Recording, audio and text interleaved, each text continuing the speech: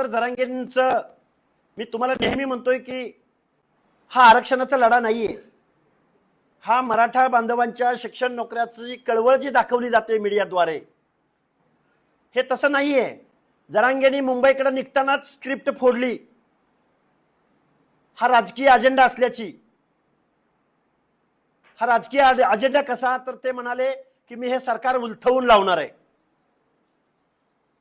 देवेंद्र फडणवीसांचं सरकार उलथवून लावण्यासाठी आम्ही आजपर्यंत म्हणायचो की विरोधी पक्ष त्यामध्ये सामील असेल, पण आता मी जबाबदारीने सांगतो की सरकार उलथवण्यासाठी जसे विरोधी पक्षाचे आमदार खासदार त्यामध्ये सामील आहेत, तसंच अजितदादा पवारांचे आमदार खासदार त्यामध्ये सामील आहेत.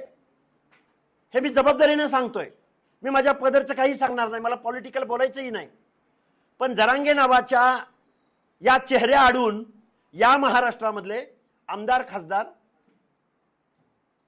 सरकार अस्वस्थ करायचा प्रयत्न करतायत, सरकार बदलण्याचा प्रयत्न करतायत. आणि आरक्षण हा विषय नाहीये. माझ्या मराठा बांधवांना, तरुणांना माझी हात जोडून कळकळीची विनंती आहे, जरांगेंची ही जर मागणी मान्य झाली तर महाराष्ट्रातल्या ओबीसीचं आरक्षण संपलेलं असेल.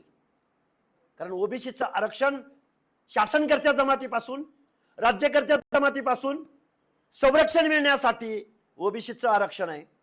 आणि ज्यांच्यापासून संरक्षण पाहिजे तेच सगळे लांडगे जर या ओबीसीच्या कळपामध्ये घुसले तर या मेंढरांचं काय होईल याची कल्पना इथल्या आमदार खासदार शरदचंद्रजी पवार, अजितदादा पवार, देवेंद्रजी फडणवीस, एकनाथरावजी शिंदे, काँग्रेसचे नेते, तो नांदेडचा एक खासदार आहे रवींद्र चव्हाण, त्यानं लेटर हेडवरती पाठिंबा दिलाय जरांगे पाटलांना.